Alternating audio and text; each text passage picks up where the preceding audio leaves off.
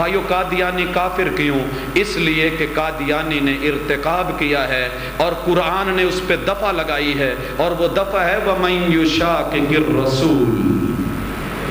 یہ آیت صرف عامۃ الناس کے لیے نہیں ہے، وَمَن يُشَاقِقِ الرَّسُولِ کی دفع کے تحت اس پر شقاق رسول کی فرد آیت ہوتی ہے۔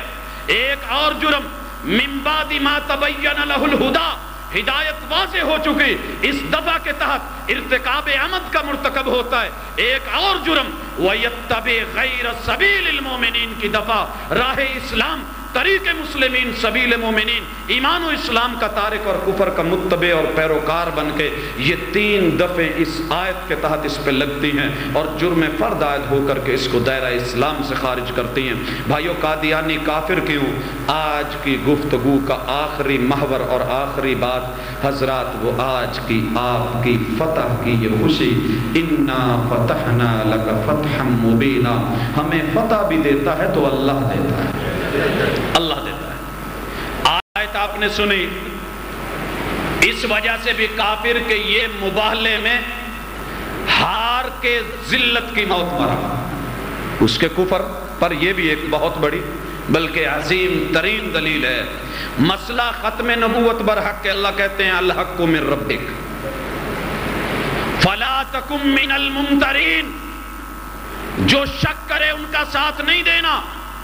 فمن حاجک فی، خطبہ صدارت میں آپ یہ جملے سن رہے تھے، اگر کوئی بحث مباحثہ پہ اترتا ہے من بعد ما جاءک من العلم، جو علم یقینی آ چکا، تو پھر دیر نہیں کرو، فقل تعالوا، ان کو کہو آؤ،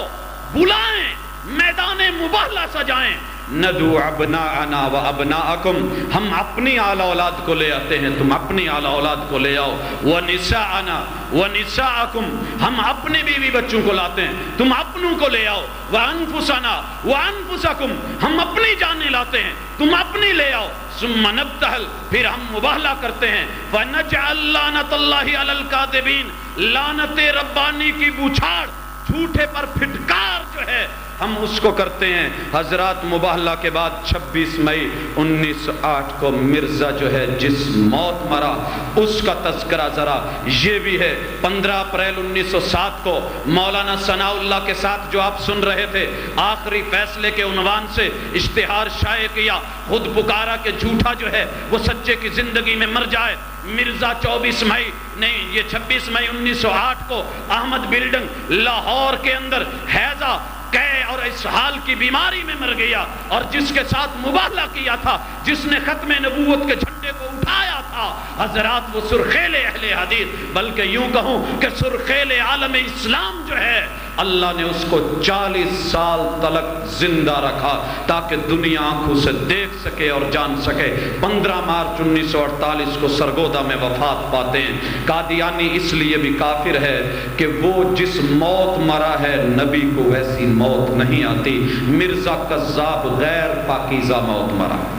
پیغمبر کی زندگی بھی پاکیزہ ہوتی ہے اور سچے پیغمبر کی موت بھی پاکیزہ ہوتی ہے۔ جناب ابوبکر صدیق نے بوسہ دیا، آقا کو کہا طبت حیا و میتا، محبوب زندہ تھے تو پاکیزہ، موت آئی تو پاکیزہ۔ پرواز جو ہے پرواز روح کا انداز دیکھئے تو پاکیزہ، اللہم الرفیق الاعلی، یہ انداز ہے روح کے پرواز کرنے کے۔ لیکن ادھر مرزا کی جو موت ہے، دست لگا کر کے ملک الموت نے دستک دی ہے، اس حال کے تھرو اس دنیا سے ارسال کیا ہے، موشنوں کے ذریعے جہان فانی سے پروموشن ہوئی ہے، اور ٹٹی موتر کرتے ہوئے اعلان ہوا ہے لے پیالہ پی لے موتو دا،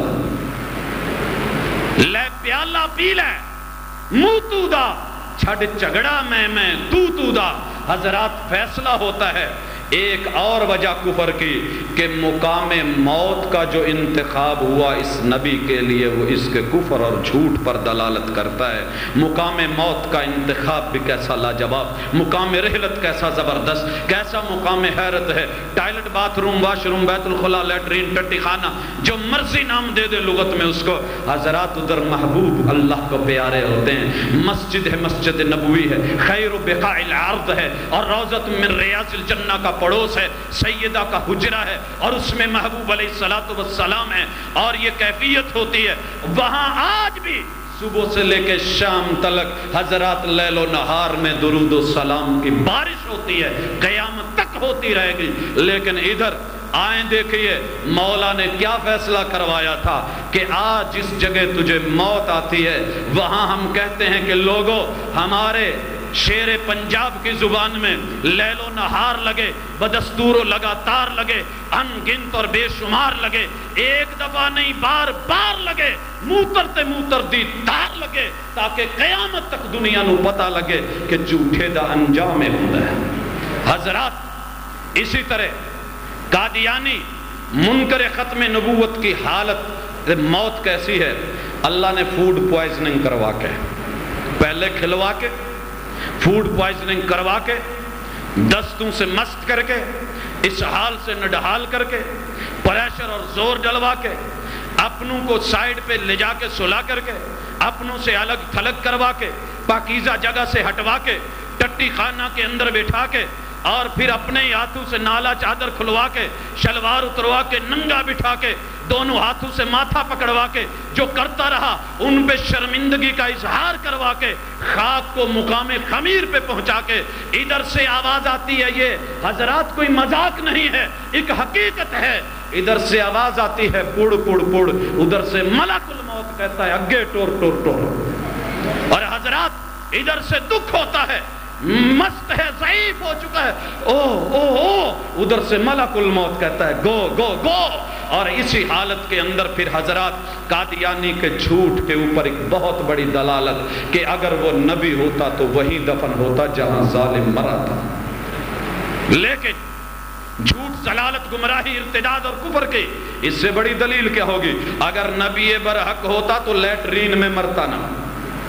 حضرات یہ بھی شبہ دور کر دوں، کچھ لوگ کہتے ہیں جی وہ لیٹرین میں نہیں مرا ہے۔ حضرات اس کے بیوی کے بیانات، اس کے احوال زندگی، دیگر جو ہے تفاصیل کو دیکھ لیجئے کہ اللہ تعالیٰ نے اس کی چار پائی اور قدم رکھنے اور اترنے کی جگہ کو مالک نے لیٹرین بنوا دیا تھا۔ پھر اگر برحق تھا لیٹرین میں موت نہ آتی، اگر مرا لیٹرین میں ہے برحق ہوتا دفن وہی ہوتا،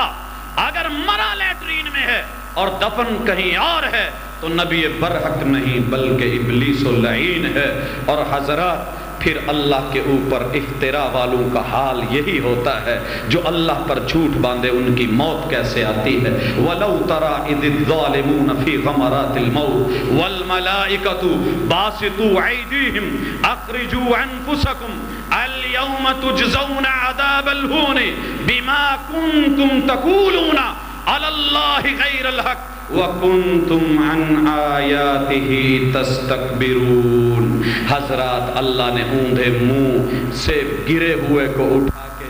پیچھے کو گرا کے، پھر اپنی ہی غلاظت سے لتھڑا کے، منہ سے کہے اور بیوی کے بیان کے مطابق کہ منہ سے بھی پخانا، اور پھر جو ہے سیدیاں بھی لگا کے، الٹیاں بھی لگا کے، اپنی ہی غلاظت سے لتھڑا کے، ٹٹی کا مشکبور لگوا کے، موتر کا پرفیوم لگوا کر کے لوگوں کو دعوت دیو، لوگوں آؤ مقام نصیحت کو دیکھو، جھوٹ کی فضیحت کو دیکھو، مبالغے کی حقیقت کو دیکھو، رب کی ریت کو دیکھو، مسلمانوں اور حق کی جیت کو دیکھو، باطل کی ضلالت کو دیکھو، مرزا کی موت کو دیکھو، آؤ آخری دیدار یاد کر لو، یار کر لو، گوں سے لتھڑا ہوا منہ دیکھو، ننگ دھڑنگ جعلی نبی کا اصلی چہرہ دیکھو۔ ہے کوئی نصیحت پکڑنے والا، ہے کوئی دیکھنے والا، ہے کوئی واپس دین اسلام کی طرف لوٹنے والا، ہے کوئی رجوع کرنے والا؟ قصہ مختصر، آغاز نبوت کا جو ہے منکر ٹھہرا، آغاز بشریت، نبی اول، نبوت اولا، رسالت اولا کا انکار کر کے